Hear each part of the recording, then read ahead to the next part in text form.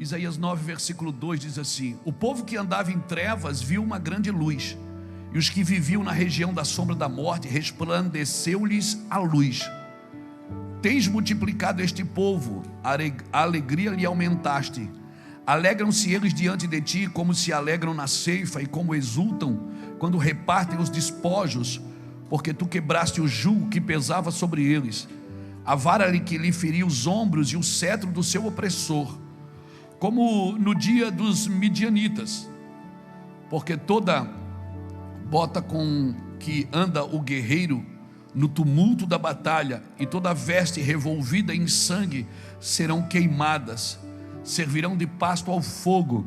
Por quê? Porque um menino nos nasceu, um filho se nos deu, o governo está sobre os seus ombros, e o seu nome será maravilhoso, Conselheiro, Deus forte, Pai da eternidade, Príncipe da paz, para que se aumente o seu governo e venha paz sem fim sobre o trono de Davi e sobre o seu reino, para estabelecer e o firmar mediante ao juízo e a justiça desde agora e para sempre. O zelo do Senhor dos exércitos fará isto. Glória a Jesus. Aleluia. Louvado seja o nome do Senhor.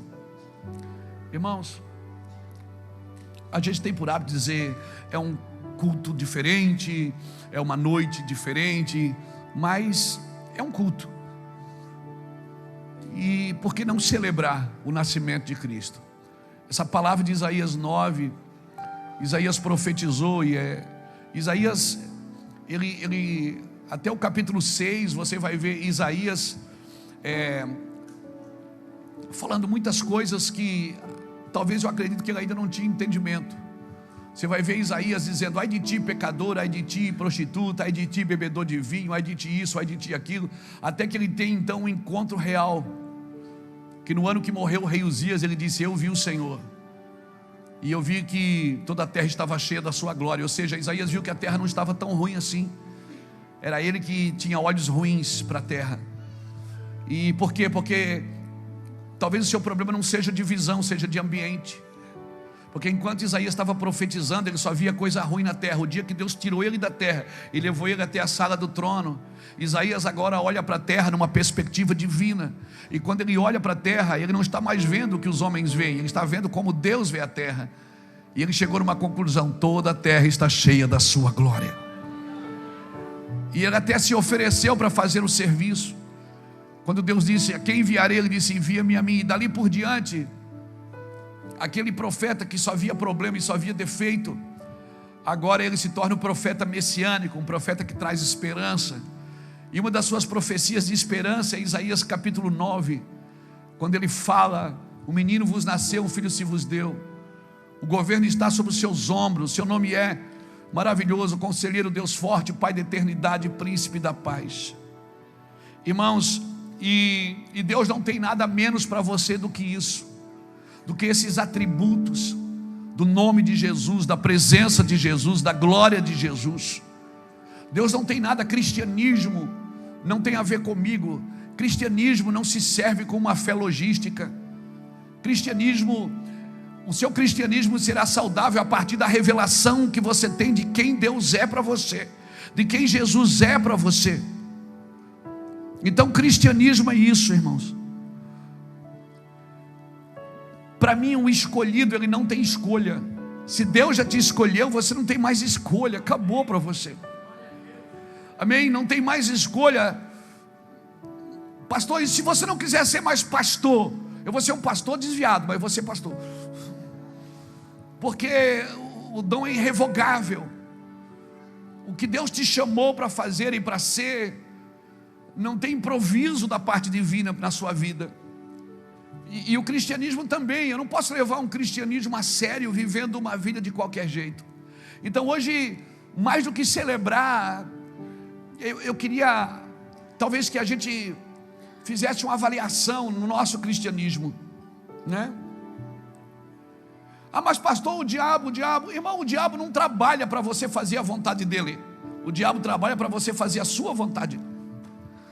O diabo não precisa que você faça a vontade dele, ele precisa que você faça a sua vontade. E fazendo a sua vontade, certamente você não vai estar fazendo a vontade de Deus. Amém? E talvez a nossa perspectiva de cristianismo, a nossa visão não esteja clara. Talvez aquilo que nós tratamos como defeito, Deus pode tratar como virtude. Às vezes você olha para a sua vida, você vê um defeito, e Deus pode ver uma virtude naquele defeito. Nós temos que separar defeito é defeito, pecado é pecado, né? E por isso que Deus talvez não nos julga pelo certo ou pelo errado, mas pela bondade e pela maldade. Porque tem muita gente boa fazendo coisa errada, e tem muita gente má fazendo coisas certas. E aí a gente vê a conclusão das coisas, o certo e o errado. Aí acaba que a gente julga a pessoa pelo que ela está fazendo de certo. Mas aquele certo pode estar errado, pode não ser bom. Por quê? Porque não é só o que eu faço, é porque eu faço, a intenção do que eu faço aquilo. Então, muitas coisas que você vê como defeito, Deus pode estar vendo como virtude. Mas como? Se é um defeito, como é que Deus vai ver como virtude? É porque se você permitisse Deus controlar os seus defeitos, Deus poderia transformar os seus defeitos em grandes virtudes. Essa é a hora que você diz, aleluia. É verdade, irmãos. Se você deixar Deus controlar isso vai ser benefício na sua vida, mas senão isso pode ser usado para a sua queda. E Deus poderia usar esse defeito para a sua elevação. Como isso, pastor? Irmão, Eva foi dada para Adão para quê? Para ser o quê? Uma auxiliadora, uma adjuntora.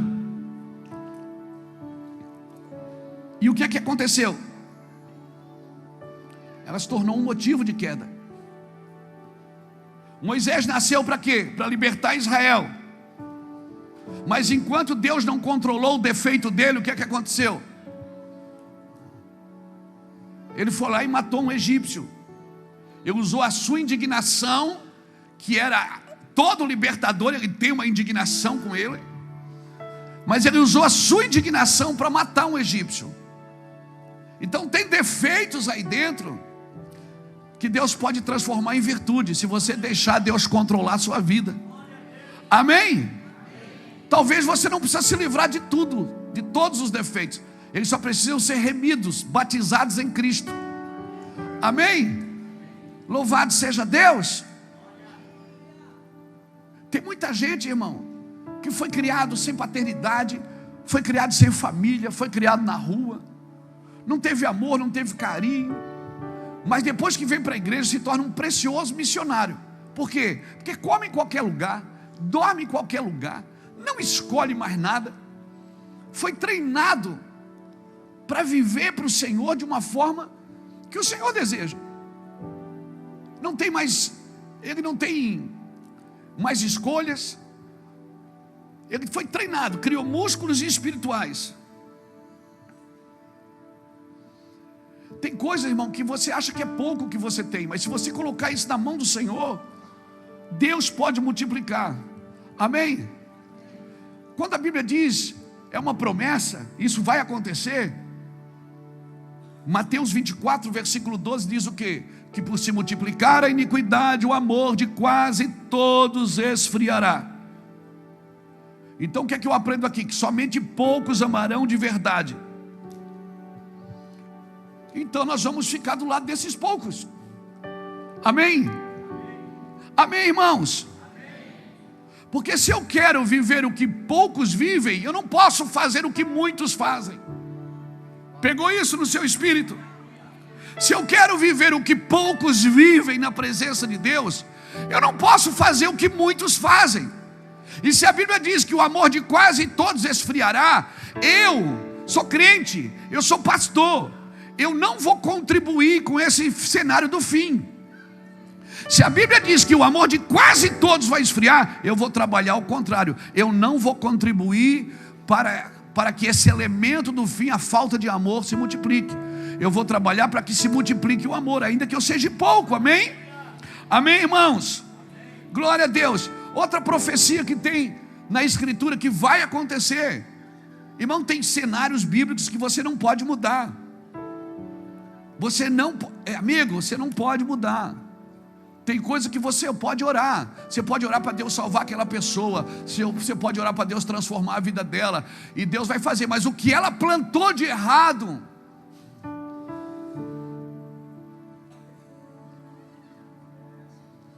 sabe, você não pode isentar ela da colheita. Você está me entendendo, irmãos? Amém?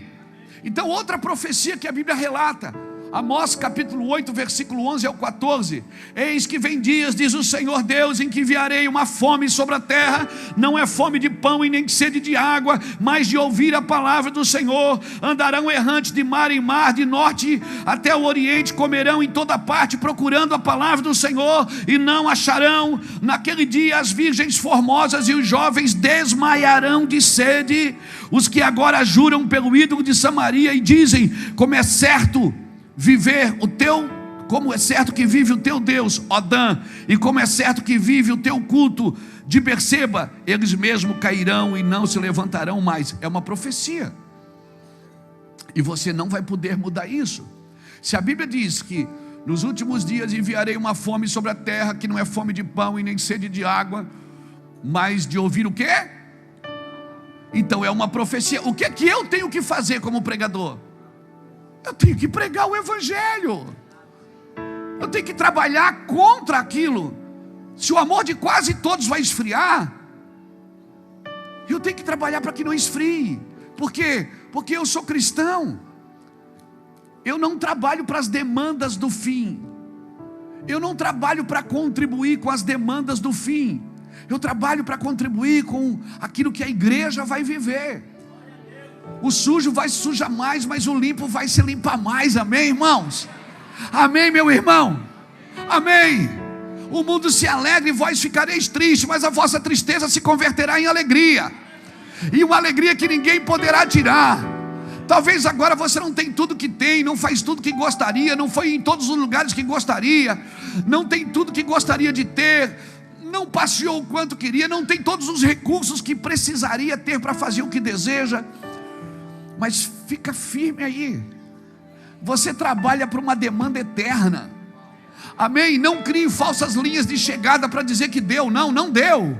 Não chegou ainda. Amém? Nós não vamos criar falsas linhas de chegada. O nosso Redentor vive. Amém? Não deixa as derrotas te pararem, nem as vitórias te sossegarem. Você tem que continuar caminhando até que Ele venha. Aleluia! Então, se a Bíblia diz que vai ter uma fome, eu vou trabalhar contra ela. Eu vou pregar o Evangelho em tempo e fora de tempo. Eu vou pregar, eu vou falar do amor de Jesus. Eu não vou ficar condenando as pessoas. Você vai para o inferno, você vai para o inferno, você vai para o inferno. Não, eu trabalho ao contrário disso. Aleluia. Você é um agente de amor, é um agente de transformação. Deus colocou você nos lugares para transformar os lugares, para dar condição de vida às pessoas. Amém, irmãos? A palavra de Deus vai curar as pessoas ou não vai? Irmão, as pessoas estão atrás da palavra de Deus. Fala baixo aqui para ninguém ouvir.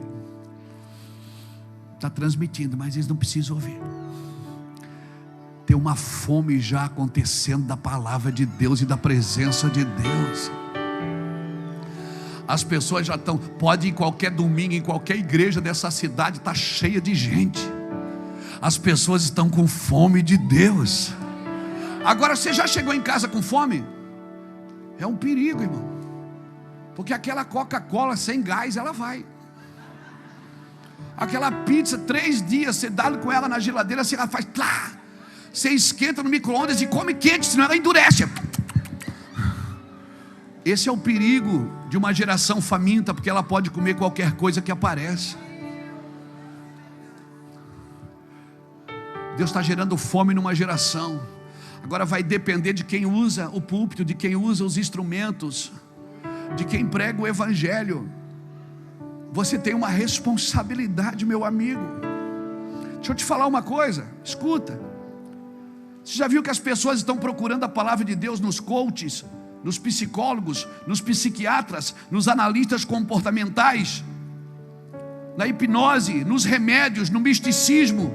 nas doutrinas orientais, todo mundo está procurando a palavra de Deus ali. Então, deixa eu falar aí para você que é coach, você que é psicólogo, você que é psiquiatra, você que é analista comportamental, por favor, use a palavra de Deus aonde você estiver. As pessoas estão batendo na sua porta. Ei, às vezes elas estão batendo lá na sua porta. Você é coach, você estudou, glória a Deus. Você estudou, você se formou, você ganhou um diploma. Você é psicólogo. Você é terapeuta. Glória a Deus. Mas por favor, assim ó, põe a Bíblia lá em cima. Usa a Bíblia. Porque elas estão batendo lá porque elas estão com fome. Na realidade elas não estão com fome de dinheiro, não. Elas estão com fome da presença. Na realidade elas não querem só ser curadas dos seus traumas emocionais, elas querem é Deus. Já pensou você é um psicólogo cheio do Espírito Santo?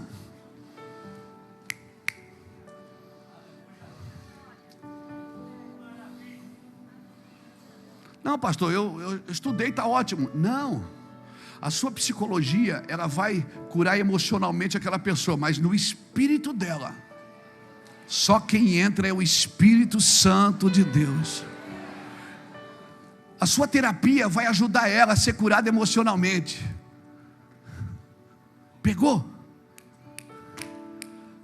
Mas convencer ela é só o Espírito que convence do pecado, da justiça e do juízo. Então levanta a mão assim. Não, pega a sua Bíblia. Se está no celular, levanta o celular. No modo avião, modo avião. Levanta assim. Eu quero declarar. Coaches cheios do Espírito Santo, que vão tocar essa nação, vão ensinar o povo de Deus a ganhar dinheiro e ser justo. Eu quero declarar psicólogos e psiquiatras cheios do Espírito Santo de Deus. E a ciência vai te levar até no lugar dali por diante. Só o Espírito pode penetrar as profundezas de Deus. Ei, meu Deus, eu quero declarar sobre a sua vida, você que cuida de gente, você que é um professor numa escola, um diretor numa escola, você que dá palestras motivacionais, eu quero declarar que Deus vai te encher do Espírito dEle, para quando você estiver lá diante das pessoas, elas sejam convencidas pelo amor de Jesus Cristo. Pegou isso? Pronto, está dito, palavra é sentença. Amém, irmãos? As pessoas estão atrás de equilíbrio, elas querem encontrar soluções e equilíbrio. Por quê? Porque o mundo está de perna para o ar, meu irmão. O mundo está de perna para o ar. Você conversa com um garçom 10 minutos no restaurante, ele chora.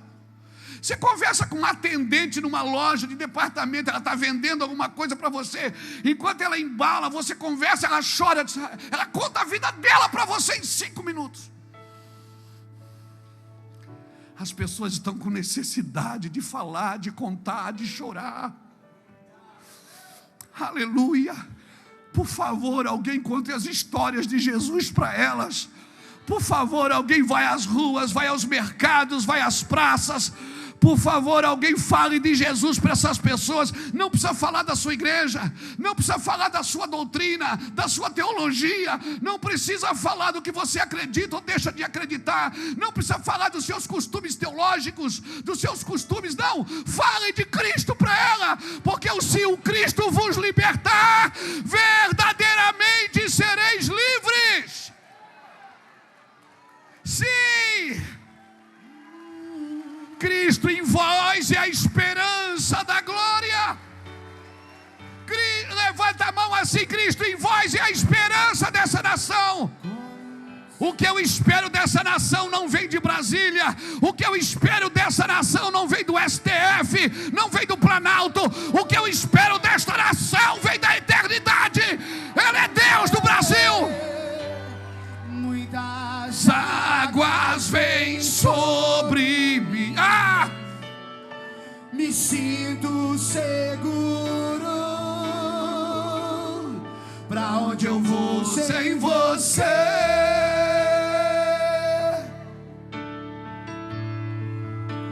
Não sobra nada sem teu grande amor. Tu sabes tudo que eu não sei. Sim. E o que eu preciso é estar contigo. E aonde eu vou, eu te levo comigo, amado.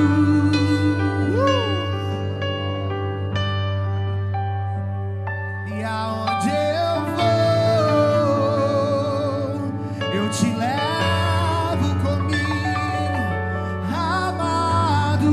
Não haverá solução sem Cristo. Não haverá solução sem Cristo. Cristo em vós é a esperança da glória. A sua inteligência não traz luz sobre Jesus, é Jesus que traz luz sobre a sua inteligência. É Jesus que esclarece as coisas na sua cabeça. Não adianta, a sua inteligência não convence pessoas. Ela toca a alma das pessoas, ela pode restaurar a alma das pessoas. Glória a Deus pelo conhecimento, a inteligência e a compreensão. Por quê? Porque nós treinamos, estudamos para isso. Glória a Deus. Mas tem coisa, gente. Doutores e doutoras, tem coisa que só Jesus pode fazer. Tem coisas que não é o seu PhD, não é o DR, não é o seu AP, não. Nada. Tem coisa que só Jesus pode fazer na sua vida. Esse é o lugar. Jesus ainda é Deus de coisas simples. Olha, e se você olhar para o capítulo 9 de Isaías que nós lemos, o versículo 6, tem 5 atributos do nome de Cristo aqui que é maravilhoso. Ele diz: o seu nome é maravilhoso, conselheiro, Deus forte, Pai da eternidade, príncipe da paz. Você sabe o que é que significa maravilhoso? Alguém de prodígio, extraordinário. Alguém de difícil entendimento. Alguém que não consegue, incompreensível. Você não consegue definir algo maravilhoso. Não adianta, pastora Vanessa. Você pode falar de Jesus, todo mundo pode falar de Jesus, mas tem coisas que a gente não consegue compreender, definir. Tentar explicar quem Deus é o que sobra para quem não vive com Ele. Não consegue. Sabe o que é isso? Maravilhoso.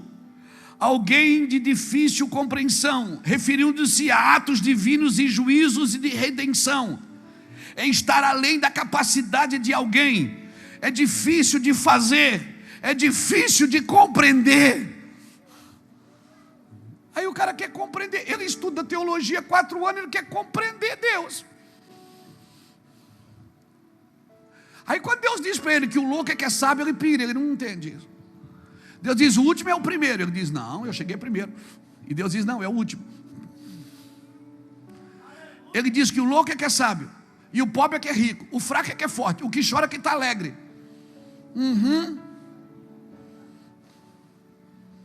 Aí o cara pira, porque ele diz: não, eu me preparei para isso. Alguém maravilhoso e alguém incompreensível. E não termina aqui, diz que ele é conselheiro. É alguém que vem avisar sobre algo. É alguém que você pode consultar o tempo inteiro. É alguém que está sempre dando conselhos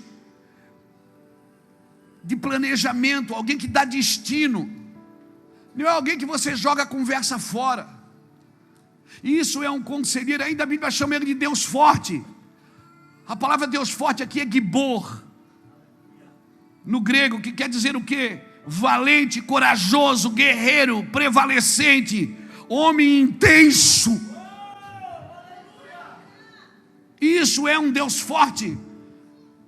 E diz que ele é Pai da eternidade. E para pirar a gente, ele teve que morrer. Como que o Pai da eternidade tem que morrer? Evangelho, irmãos, cristianismo, você não vai conseguir entender na sua equação.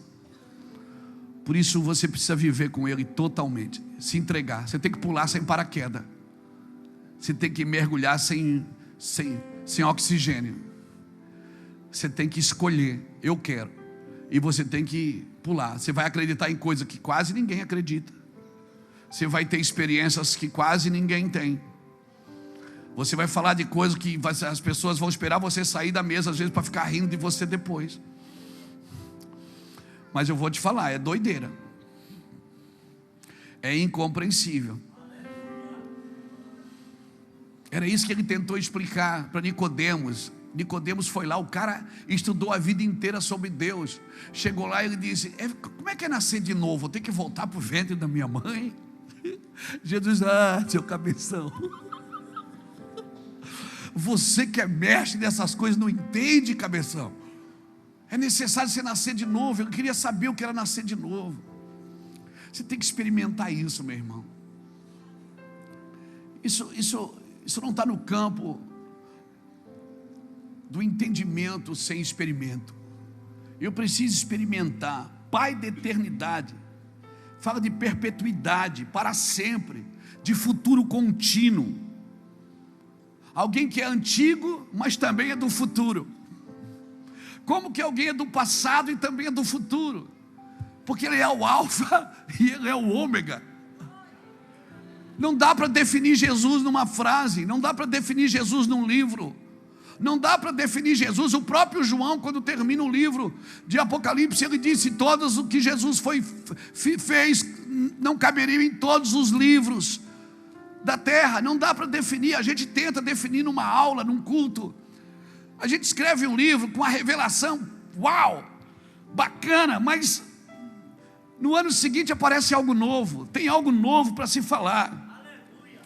Amém. E ele é o príncipe da paz, é um governante, um comandante nobre, soberano dos soberanos. Você sabe o que é paz, irmão? Você sabe o que é shalom? Irmão, a paz do Senhor, glória a Deus. Quando você dá paz do Senhor, você sabe o que é shalom? Define shalom.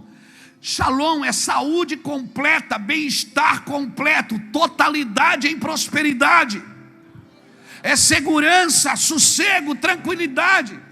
Quando você dá shalom para alguém, você está desejando tudo isso para aquela pessoa. E esses são os atributos de Cristo, irmão. Alguns atributos de Cristo. Alguém que nasceu, morreu, ressuscitou. Alguém que eu quero, alguém que eu sigo, alguém que se tornou modelo. Ele é o modelo do cristianismo, irmãos, que se esvaziou de si mesmo. Eu nem vou falar, né? Hoje a gente postou lá culto de Natal, daí tem um monte de gente que entra na internet, né? Os infernautas. Eles entram na internet para dizer: Natal não existe, é do diabo. Eu digo: pode ser do diabo, esse aqui é meu, não é? Já passamos luta com o Natal, com a árvore de Natal. Eu já passei luta com o panetone, irmão. Já contei essa história aqui do panetone. Antigamente eu gosto do panetone, eu ganhei só 10 agora. Fui comprar um panetone e peguei da prateleira. Daí passou uma pessoa por mim e disse: vocês comem isso? Eu digo: isso faz uns 20 e poucos anos, não tinha o meu van ainda. O irmão, meu van me libertou. Jesus me libertou, eu sei, mas foi, oh meu Deus, só Jesus. Aí comprei, peguei o pão, peguei, ela disse: não leve isso para cá, isso é o pão do diabo. Eu digo: meu Deus, mas se é o pão do diabo, vai ser bom assim lá no inferno. Porque, meu irmão, o diabo não tem essa sabedoria de fazer um pão cheio de fruta assim, não. Uma massa boa. Agora tem chocotone, meu amigo. O negócio está avançado, né? Com pedaços de chocolate, não é? Quando eu vi o panetone de chocolate, é chocotone com pedaço de chocolate. Não, pedaço do quê? Tu te lembra, rapaz, do cara que vendia iogurte de coco, com pedaço de coco. Cara, se o iogurte é de coco, o pedaço tem que ser de coco.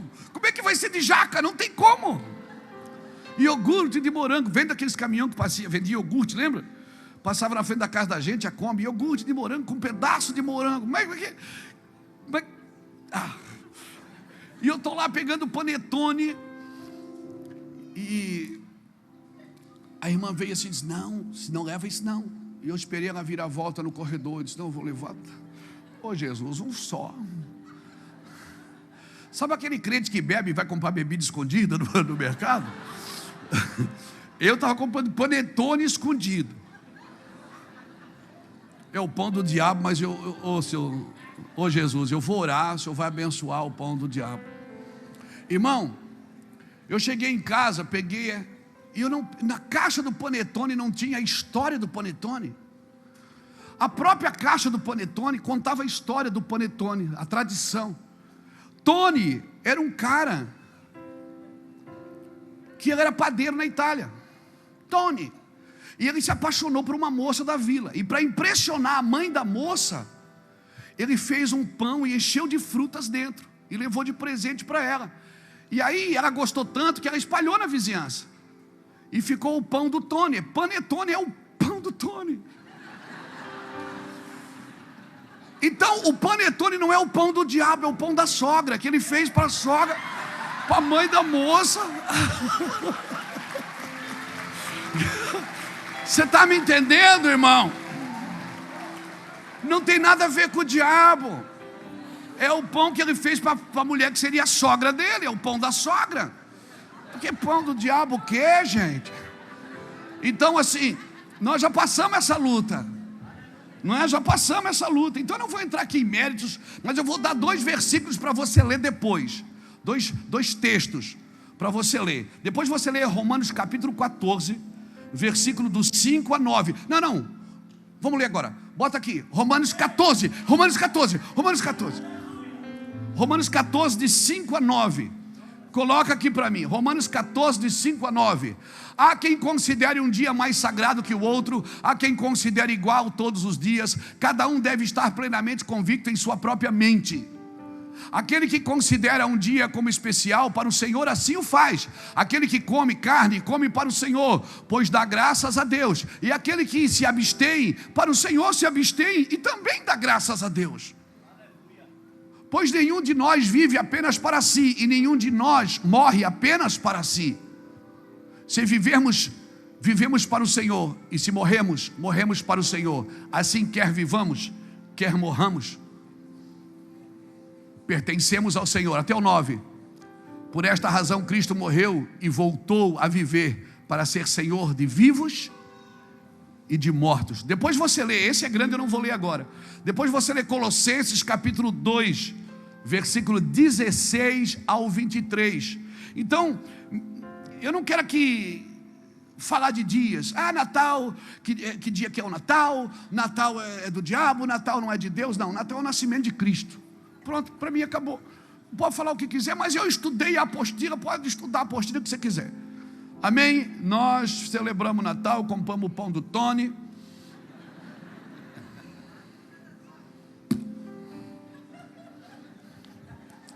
Deixa eu falar de outra parte agora. Então, pronto, o dia nós já vencemos. Agora deixa eu falar de outra parte, a parte histórica. Jesus nasce aonde? Em Belém. Belém da Judeia. Belém fica 9 quilômetros de Jerusalém. 35 quilômetros quadrados é Belém hoje. 40 mil habitantes. Desses 40 mil habitantes, 32 mil são muçulmanos, 8 mil são cristãos. Em Belém. Pastores moravam em Belém. Os pastores moravam em Belém. Por que eles moravam em Belém? Porque os campos ali eram férteis. Eram os mesmos campos de Ruth e Boaz. Os campos de Boaz. Nós já tivemos lá, eu e Iracia. Nós já fomos lá, foi também lá. Fomos em Belém, não fomos? Na primeira nós fomos, vocês não estavam, exato. Nós fomos em Belém, fizemos um culto lá nos campos de Boaz. Maravilhoso. Boaz era filho de quem? Boaz era filho de Raabe, que se casou com Ruth, a moabita. Boaz, filho de Raabe. Davi era bisneto de quem? Bisneto de Ruth. Tataraneto de quem? De Raabe. E apacentava as ovelhas no campo de seus pais. Você lembra quando invadiram Jericó? Lembra quando invadiram Jericó? Trouxeram quem junto? A família de Raabe. E por se tratar de uma prostituta, ela não podia entrar no arraial. Então um homem chamado Salmão, ele se casou com ela, ele remiu ela e trouxe ela para dentro. Do casamento dela com ele nasceu Boaz. Eu quero acreditar, aqui com a minha imaginação santificada, que Raabe contava as histórias para o filho Boaz. Disse: ó, meu filho, a sua mãe foi isso, foi aquilo, né? Sua mãe fez um monte de coisa errada, mas um homem me remiu. Porque depois Boaz, o filho dela, vai remir Ruth, a moabita. Ele aprendeu em casa a ser um remidor. Tem coisa que você não aprende na escola, meu filho. Tem coisa que você não aprende na igreja, você aprende em casa. Você quer ser um remidor, um homem generoso, alguém bom, você tem que aprender em casa. Faça da sua casa, o seu lar, um culto. Amém? Boaz aprendeu sobre remissão dentro da própria casa. Sua mãe Raabe foi remida por Salmão. Moabe hoje é na Jordânia. Então, Deus restaurou Moabe aonde? Em Ruth. Deus restaura Moabe. Quem é Moabe? A descendência de Ló. Está pegando? Estou conseguindo? Só para você entender por que nasceu em Belém.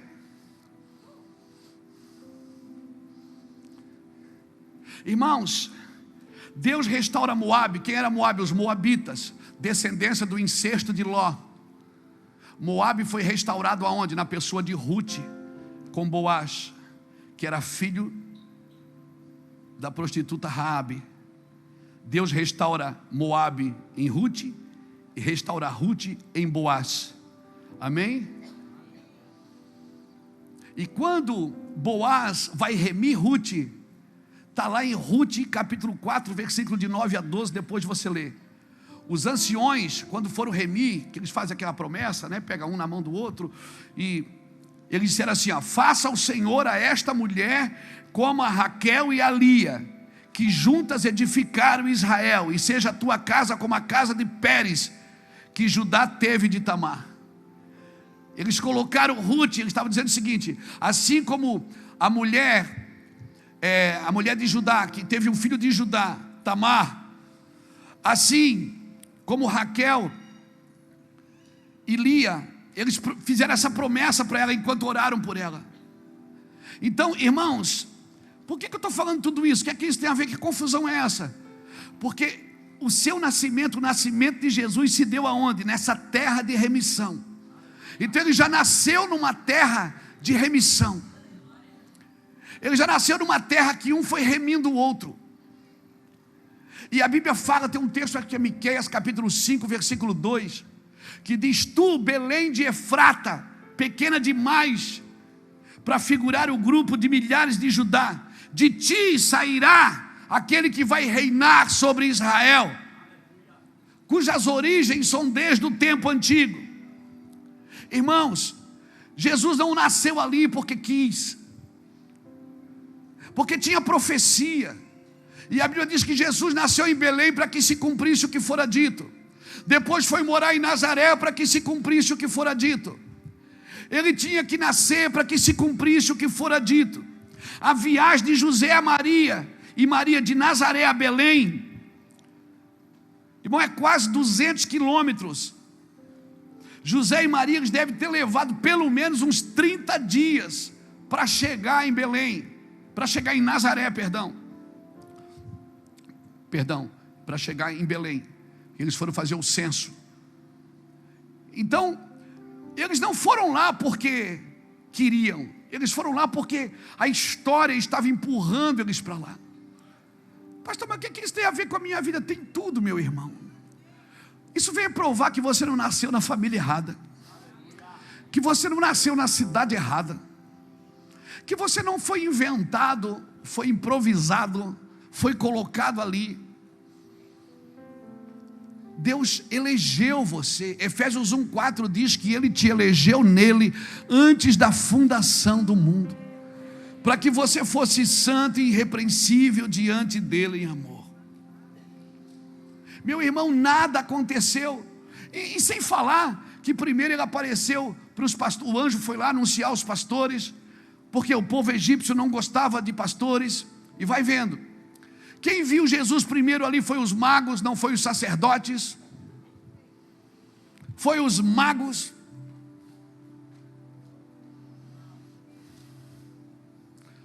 Guarde isso no seu coração. Deus não é evangélico. Deus não aceitou Jesus e veio congregar com a gente.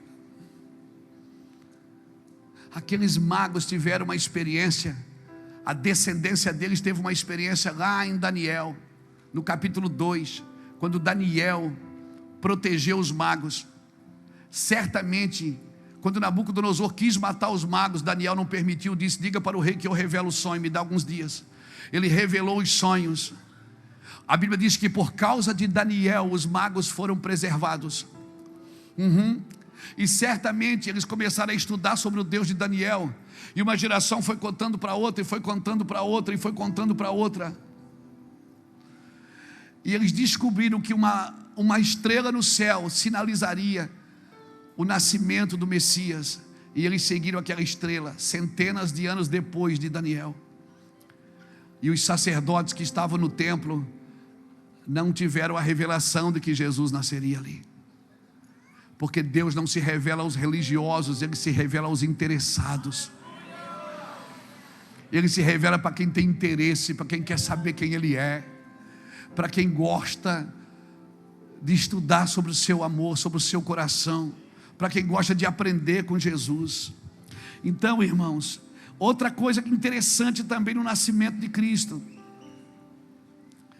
Lucas 2, versículo de 8 a 14, a Bíblia diz que no verso 12 de Lucas 8, tem uma palavra que diz: e achareis o menino em volta de um pano. Aí você pensa, o menino em volta de um pano é normal, toda criança que nasce tem que envolver num pano. Não, mas nada está na Bíblia por acaso. É porque, meu irmão, o sinal qual era? O menino vai estar envolvido num pano. Entre os pastores sempre havia pastores sacerdotais. E o que é que eles faziam? Quando nascia uma ovelha especial, sem nenhum defeito, sem mácula, sem mancha, sem nada, eles envolviam ela num pano. Para quê? Para dizer assim: aquela ali um dia vai ser sacrificada para o Senhor. Então, estude judaísmo, você vai entender o que eu estou dizendo. O sacerdote, todo o grupo de pastores tinha um sacerdote no meio deles, pastores sacerdotais eles eram. Quando nascia uma ovelha especial, eles envolviam ela num pano para separar das outras e dizer: essa aqui vai ser sacrificada para o Senhor. Então, quando ele nasceu, a profecia era: vocês vão achar o menino em volta num pano. O que é que a profecia estava dizendo? Um dia esse menino vai ser sacrificado. Aleluia. A diferença é que ele não foi sacrificado para o Senhor, ele foi sacrificado para você. Essa é a diferença. Ele não foi sacrificado para Deus, foi para você. Ele morreu, foi por você e por mim, não foi por outra coisa. Amém, irmãos? E ele sempre fala de uma forma que nós entendemos. Aos pastores, o grupo mais simples da época, o grupo mais desprezado da época eram os pastores. Aos interessados ele se manifesta, aos magos, nunca aos religiosos. Pastor, define para mim o que é religião. Religião é tudo que você faz para Deus sem o desejo de ser mais íntimo dele. Você pode estar fazendo por religiosidade. Religião é tudo que você faz para Deus sem desejar ser mais íntimo dele. Por isso, irmãos, nós precisamos entender que o dia hoje não é só: é Natal. Hoje eu parei para refletir, e isso é Natal.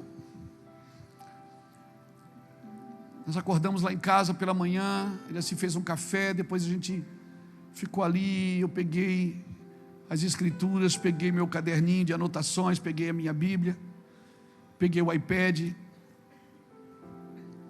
e Jesus disse: Luiz, isso é Natal. E eu fiquei ali escutando o louvor do Voz da Verdade. Ele dormiu lá em casa. Que Deus é esse? Que está por perto. Que fez o seu projeto no deserto. E eu pude ouvir, irmãos, no meu coração, o Senhor dizendo: isso é Natal, Luiz. É Deus dizendo: em Jesus um dia tudo vai ficar bem. Ele dizia: celebre mesmo, como o panetone, celebre com a sua casa, Porque em Jesus, um dia, tudo vai ficar bem. Isso para mim é Natal. É a esperança que eu tenho, que em Jesus, um dia, todos os filhos, netos, bisnetos, tataranetos, as coisas que você conquistou, as coisas que você não conseguiu, em Jesus, um dia, tudo vai ficar bem. Amém? Você acredita nisso? Então deixa eu te dar alguns conselhos só para a gente ir embora.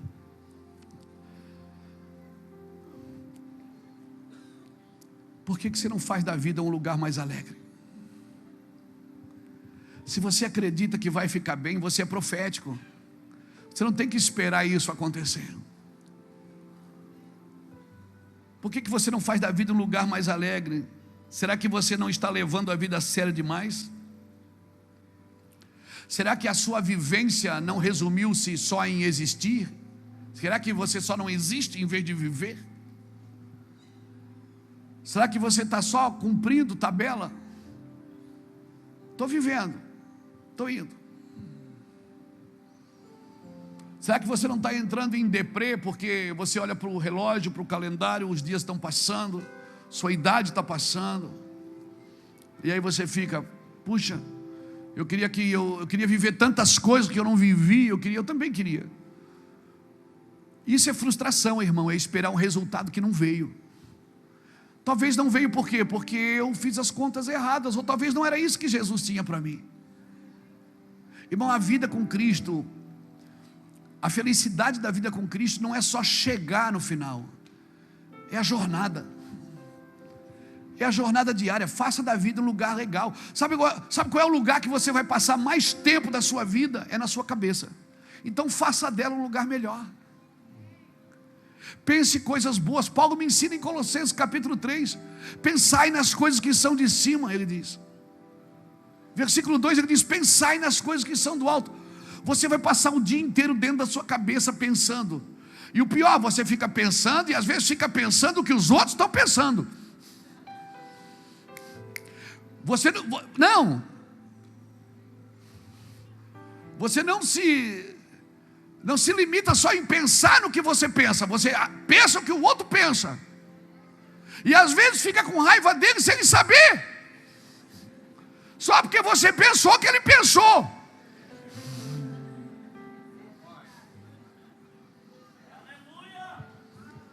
E o diabo senta do lado e diz, viu? É verdade, você está certo. E aí pronto, aí agora o problema não foi só pensar, que agora você começa a materializar o que você está pensando pelas suas palavras. Aí você começa a falar, eu sabia, eu olhei para ele ontem, Deus, ainda bota Deus no meio. Deus me revelou. E o coitado não sabe o que está acontecendo. Excelência! Sabe qual é o lugar que você vai passar mais tempo da sua vida? O dia inteiro é dentro da sua cabeça. Faça dela um lugar melhor. Faça dela um lugar melhor. Pense nas coisas que são do alto. Pense, por isso que Deus quer te dar a mente dele. Pense com a mente de Cristo. Quando você olhar para pessoas, espere dela o que Cristo espera delas. Salvação, transformação, mudanças. Amém? Será que você não está resistindo apenas em vez de viver? Será que a confusão do dia a dia tirou você do lugar maravilhoso das coisas simples? Amém? Será que essa confusão do dia não tirou você desse lugar simples? Desse raciocínio simples? Será que você não perdeu a simplicidade de vista? As coisas práticas da vida? As coisas simples? Irmão, coisa simples. Será que quando Jesus fala em Mateus capítulo 18, olha, eu quero que você seja como uma criança, será que Ele não quer me trazer de volta para um lugar de inocência? Aquele que não se tornar como uma criança, Ele diz, você sabe que você é adulto, mas você tem que se tornar uma delas. Será que Deus não quer diminuir um pouco o meu estresse?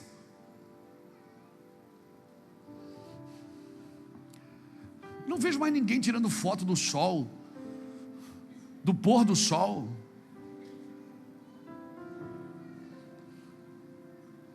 do arco-íris.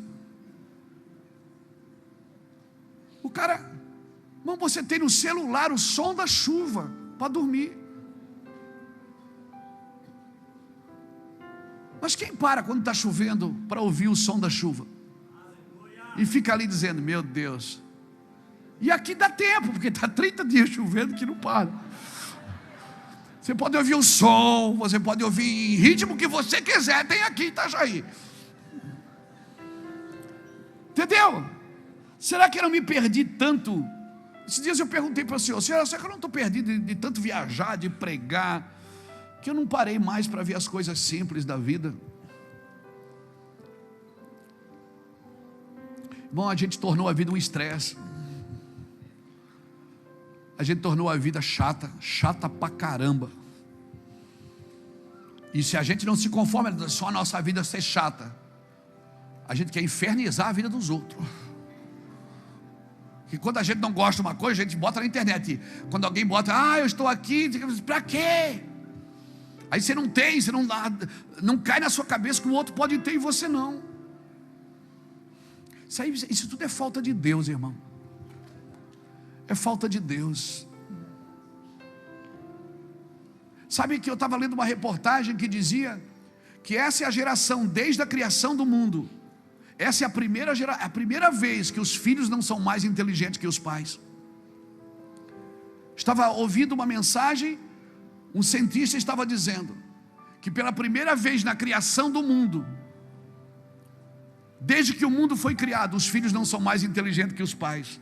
Por quê? Porque já pega tudo pronto, está tudo pronto, irmão. Não desenvolve. A gente brincava de carrinho de rolemã. A gente construía os nossos carrinhos. A gente brincava de casamento atrás da porta. É esse? Não. É esse? Não. É esse? O que tu quer fazer com ele? Mistério. Quem já brincou de casamento atrás da porta? Coisa boa. Quem já brincou de médico? Tem irmão aqui que ele não brincava de médico, ele era o dono do hospital, irmão. Verdade. Mas era legal, a gente construía as coisas. O Ulisses pregou uma mensagem no nosso retiro de pastores do ano passado, quando ele lembrou que a nossa família se reunia para comer na casa da avó. Um levava maionese, o outro frango. Aí tinha um tio que não comia cebola na maionese, a tia fazia 2 maioneses, uma para nós e outra para ele.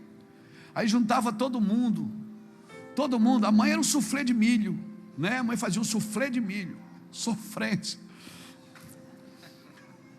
Todo mundo fazia alguma coisa, e juntava tudo, né? A gente fazia festinha americana.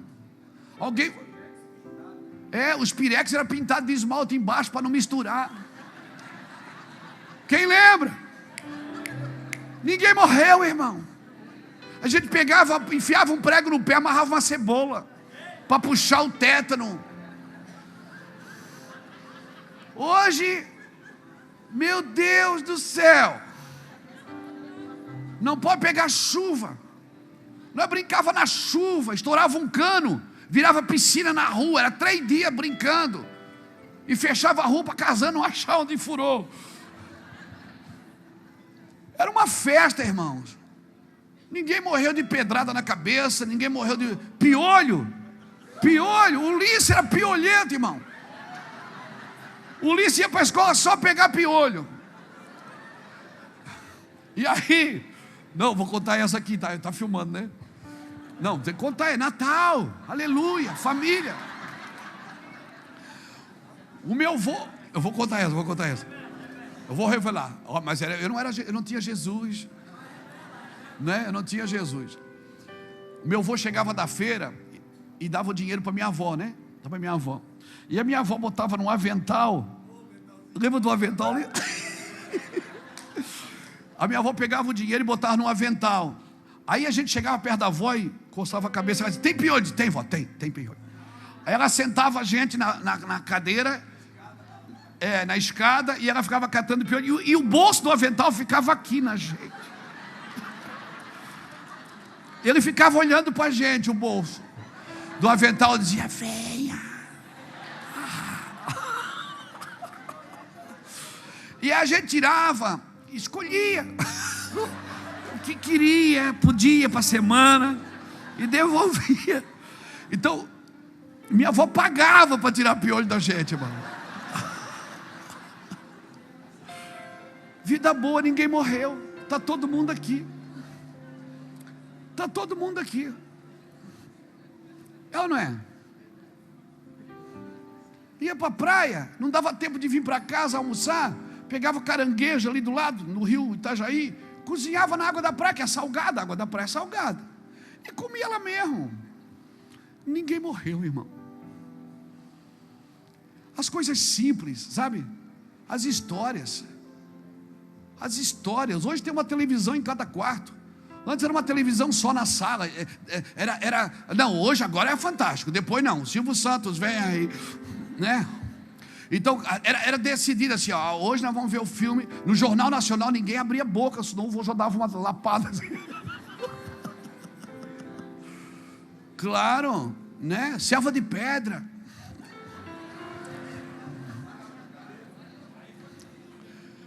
Era uma televisão só, se reunia todo mundo para assistir, e era negociar. Um assistia o que o outro assistia, para poder negociar. Hoje não, cada um tem uma no quarto, se vê pouco, come sozinho. Não tem coisa mais chata do que viver sozinho, comer sozinho, irmão. Não tem. É chato, não é, cozinhar para si mesmo? É. Sentar numa mesa para comer sozinho é muito chato. Porque essa não é a ideia de Deus. A ideia de Deus é que a gente pense no Natal como família. Igreja é isso, irmão, é família. E o dia que a gente perder essa percepção, não faz mais sentido ser pastor de igreja. Então eu venho aqui nessa noite dizer isso para vocês. Não percam o sentido do cristianismo. Não percam o sentido da festa. Celebre, festeja, aproveita. Cristianismo é isso. É nós, façamos nós. Então eu quero deixar essa palavra para o seu coração, para o seu espírito.